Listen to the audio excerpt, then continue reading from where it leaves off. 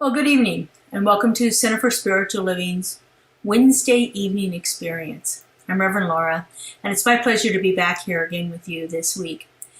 For the month of October, we're looking at the idea of life and the eternality of our existence from a point of view of not our physical body, but from the point of view of our consciousness or our soul. And so for this week, we are looking at how we can use some of the sacred texts that have been written over the ages to help us enhance the quality of our lives. Reading sacred text has been a timeless practice with the potential to deeply enrich and enhance our lives. From books like the Quran to the Bible, from the Bhagavad Gita to the Tao Te Ching, these sacred texts offer profound insight that can positively impact our spiritual, mental, and emotional well-being. First off, these texts provide us with a moral compass, allowing us to move more towards virtuous behavior and encouraging ideas like empathy, forgiveness, kindness, compassion. By immersing ourselves in the teachings of these texts, we can cultivate a heightened sense of ethical awareness and a deeper understanding of our responsibilities to ourselves and to others. We really begin to look at how we interact and interrelate with other people through these practices that are most often spoke about in these sacred texts.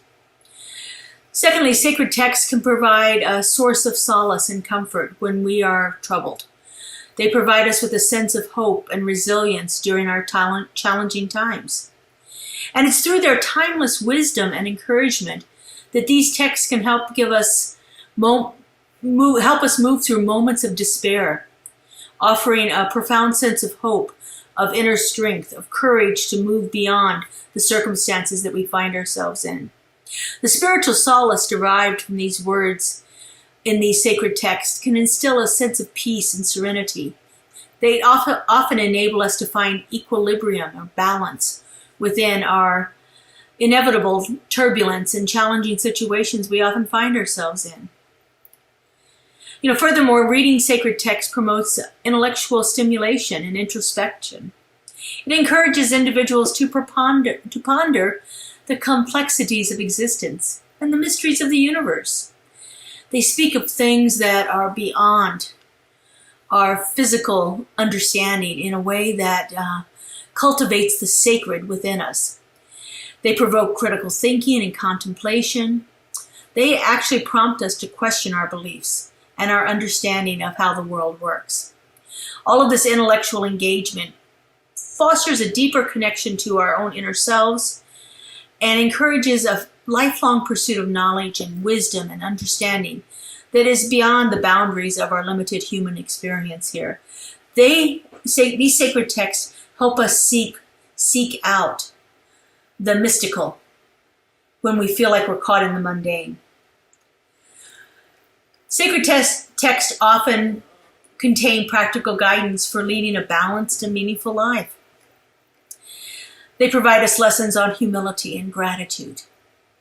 They teach us how to become self-disciplined and more aware of our interactions with other people and what's going on within ourselves. These texts often provide practical advice that can be applied in a variety of daily living situations. And by integrating these teachings from sacred texts into our lives, we can begin to strive for a more harmonious and a more purpose-driven existence. And all of that, of course, just fosters more personal growth and development, which really, we are here to evolve in this world. We are here to move beyond the way that we were when we arrived in this plane of existence, to allow our souls to evolve into that higher level thinking. And finally, sacred texts have the power to unite communities and foster a sense of collective identity and belonging, especially when we're studying with people who have a belief system that is similar to ours. By sharing and discussing the insights and the values derived from these texts, we can build strong, supportive communities that are grounded in these shared principles and beliefs. This communal engagement fosters that sense of solidarity, and it encourages individuals to work together for the betterment of society and the promotion of universal harmony and peace. So these sacred texts, we know that these sacred texts were probably divinely guided, but every single one of them is written by the hand of a human being. And so when we put too much emphasis into the literal translation of the words, that can be problematic in our life, as well as being thought-provoking. And so it's always a matter of using critical thinking skills and begin to ask ourselves, what does this mean in my life today? What does this mean in the context of my world right now? If we try to apply what we've read in a text that is sacred to us to what is happening in another part of the world, then that's where we get into the problems, where we try to impose our belief system onto someone else by thinking that the sacred text that we're reading is the only one out there, the only one that has the valid ideas in it. You know, I love reading the different sacred texts and looking for what our founder Ernest Holmes called those golden threads of truth, the things that are woven between each of the major religions, each of the different texts that we read, from things that were written 1,000 years ago, 2,000 years ago, 3,000 years ago, into things that were written 3 days ago, and finding those golden threads of truth and bringing that all together and asking myself, what does that mean in my life today? So one of my favorite classes to teach is a class called Meditation is More Than You Think. And in there I share about 40 different types of meditation. One of the meditations that I share in this class is called Passages Meditation. And it's a method that was developed by a Hindu man named Eknath Easwaran. And he's written many books out there. His translation of the Bhagavad Gita is one of the best known translations of it that has come about. And so he has developed this method of meditation here. And this is what he says about it. He says, the method of meditation presented here can be followed equally well in any religion or in none. I think that the real secret of its appeal is that, and it belongs to no movement. It asks for no change of beliefs. It simply allows you to take the beliefs you respond to and gradually, gracefully, make them part of your character and your life. And so the secret to this meditation is very simple. It's quite a simple idea, but it's a profound one. You become what you meditate on. When you use an inspirational passage every day in meditation, you are driving those words deep into your consciousness. And eventually they become part of your personality, which means you will find constant expression in what you do, say, and think. These passages become alive inside of you. And so in Passages Meditation, you just choose a spiritual text or a passage. It doesn't matter what faith tradition it is. It matters that it resonates with you. Find one that embodies your highest ideas.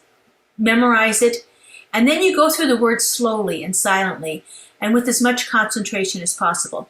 You can take the words and you can chunk them into little bits. You can take each word individually, and you just begin to contemplate, what does that word mean and what does it mean for me? So what we're going to do when we do this is, first we're going to train our mind to stay on the words of the passages. And then we gradually begin to build the capacity to place our attention wherever we choose. And so then from there, we begin to reassemble the words back together and gradually become whatever we give our attention to. So one of the passages that I like to use oftentimes, and I'll use this one as an example, is from the Christian Bible, and it's "Be still and know."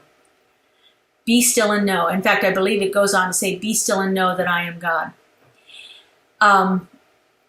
And I think it's mentioned several times in there in different forms, maybe not exactly those words, but that idea is be still and know.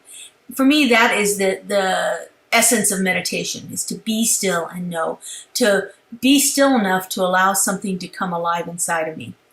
And so you can take a passage like this and you can just repeat it over and over to yourself, be still and know. If your mind starts to drift away, you just say again, be still and know. Then you can start to chunk that into little bits, like you might say, be still.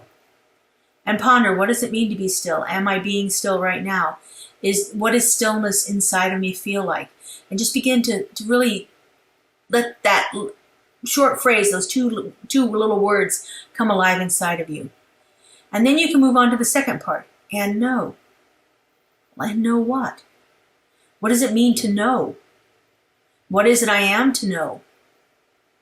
And then you could go back together, put it back together, be still and know. And ponder that for a while. You could actually take it and break it into each individual word. Be. What does it mean to be? If I am being, how am I feeling? Then take the word still. What does it mean to be still? What does still feel like inside of me?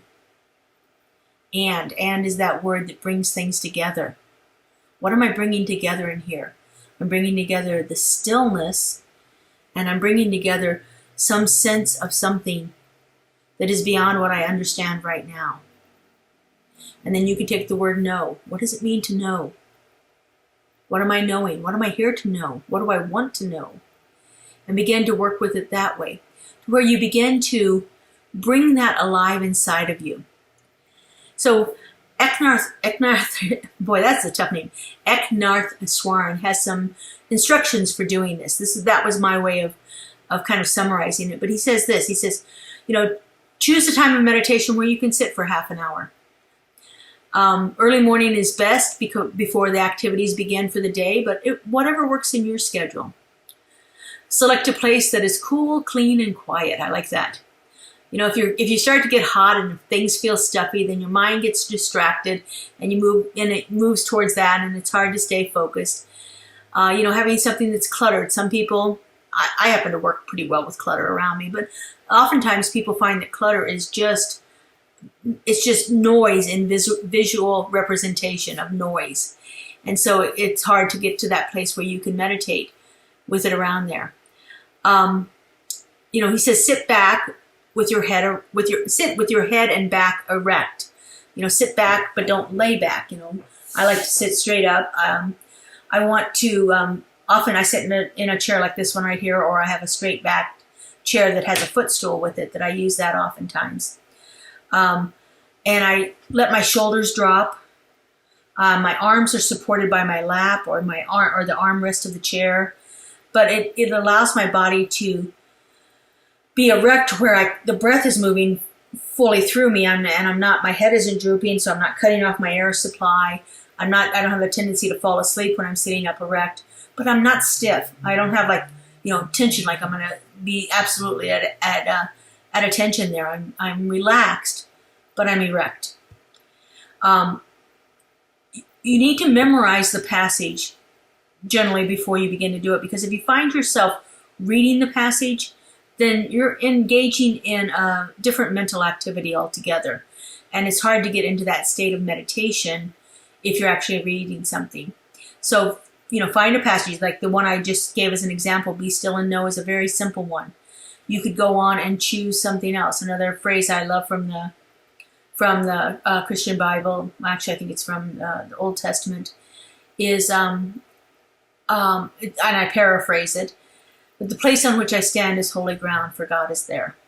And so, using something like that, what does that mean? And I take that into that meditation. You could take something like a poem from Rumi.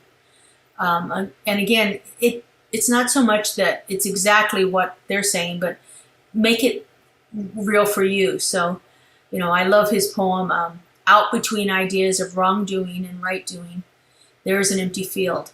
I'll meet you there.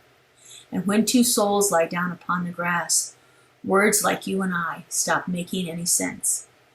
Something I've memorized, something I pull out, something that means a great deal to me, and because I have taken time and contemplated it and brought it forth. So whatever that is, find something that you can memorize. Eknarth suggests that you start with the prayer of St. Francis of Assisi. I find that's a little too long for me. It's a beautiful prayer. I love the prayer, but it's a little too long for me to have memorized it. And so I like these shorter phrases myself better. And he says just to close your eyes and begin to go slowly in your mind through the words. You're not saying them out loud, like I've been saying them out loud to you as part of this video, but you're saying it silently in your own mind. And, just allow that positive inspirational passage from one of the world's great spiritual traditions to come alive inside of you.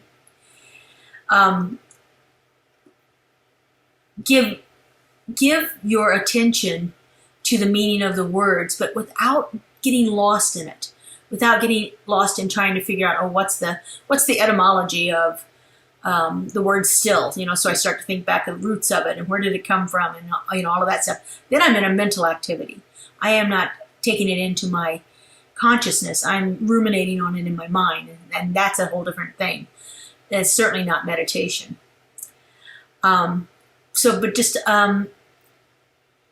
give your attention to them without getting lost in the words. And when distractions do come, and they will, then just begin to bring yourself back to the words.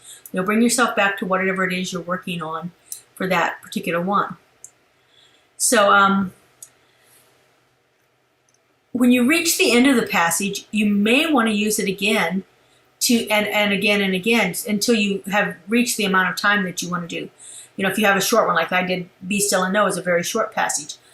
For me to meditate on that for 30 minutes or longer, I would have to just keep doing it, and I might feel like I'm in a rut. So, let the meditation be what it needs to be, but if you're wanting it to go really long, you might want to choose a longer passage. And it's really important that you meditate on this for a period of time. I love the work of Joel Goldsmith, and he says that he would take a passage like that, like Be Still and Know, and use it for a year, meditating on that every single day, multiple times a day even, to where it begins to come alive inside of him. And so, like I said, find something that works for you. It can be any sacred text. It can be any poetry is beautiful for it, especially some of the wonderful poetry of the mystics that's out there. Find something that really works for you and allow it to come alive inside of you. It will enhance your life and can often change your life in dramatic ways. As I said, for me, it's been a really powerful practice to do this and to allow these things to come alive. And there's just beautiful work out there. I can find something everywhere I look that is a beautiful message that you can tell, even if it's not in a spiritual text, you can tell that it has come from spirit. It has been divinely guided and brought to us. Some of the poets that are out there that weren't necessarily religious people that have written things that are just so inspired that we know that it can only be that way. And some of the modern poets, Amanda Gorman. I love David White's poetry. Just different things that are out there that will really take you to that place. So find those passages. Find those things that speak to you. Find a way that you can take it into your soul and allow it to become alive inside of you. It really will enhance your life and change the way that you think about things in the world. So next week we'll be back again. We still have one more week on enhancing our lives, and so we'll be back again with you that week. And hopefully starting, hopefully in November, we will be meeting in person at our new center on East Russell Road here in Las Vegas. So I will keep you posted on that. We're getting closer every time I go to the building. It's more work has been done, and it just looks more like it's ready for us to be in it. But we're still waiting for some permits and certificates and things like that have to come through. And there's still a little bit more work that the contractors are doing on it. But we're really getting close. It's almost at that point where you can taste it. So excited for that. So I hope you find something every day here on our YouTube channel. We have wonderful meditations on, I believe, Tuesdays and Saturdays. We have Keeping It Real, which is me on Thursday mornings talking about real life practical ways that we can take some of these ideas into our lives and bring about a change in there. Mondays, we have just a brief part of my messages from a previous Sunday. And Fridays, I think we have our spiritual soundscape. So every week, every day of the week, we have something available for you on our YouTube channel. So check it out. It's CSLGLV Media on YouTube. So hope you enjoy that, and we will see you back here again next week. Bye-bye, everyone. Here at Center for Spiritual Living Greater Las Vegas, we are a mission and vision-driven community. We offer transformative educational opportunities, deep and meaningful moments of connection, uplifting Wednesday and Sunday services. We greatly appreciate your contributions that support the amazing work we're doing here in Southern Nevada. We have several easy ways you can contribute. We have text to give. Simply text the amount of your donation to our text to give number, and you'll be prompted to enter your information. There's a link to our online donation page posted below this video where you can contribute by debit or credit card.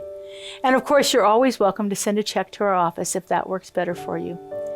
All of your contributions go to support the great work that we're doing here in Greater Las Vegas community.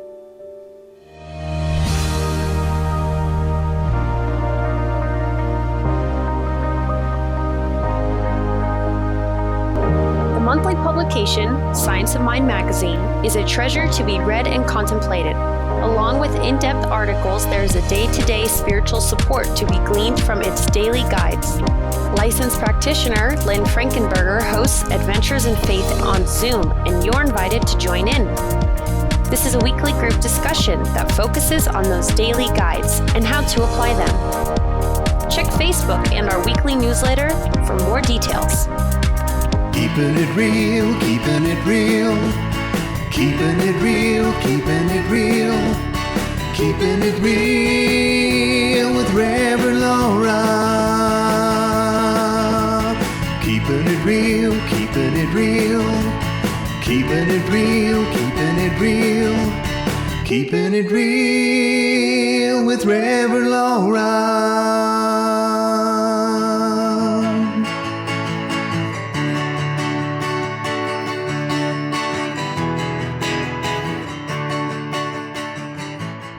CSL Greater Las Vegas brings you much of your favorite spiritual music every Friday at 7 p.m. with Spiritual Soundscapes.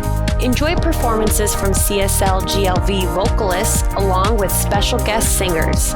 It's music for your soul. Subscribe to the CSLGLV YouTube channel to get a convenient link sent to you for each musical performance.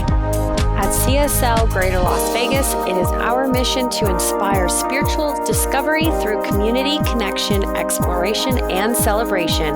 This mission supports the all-inclusive vision of Centers for Spiritual Living worldwide, in which we envision a world that works for everyone and all of creation.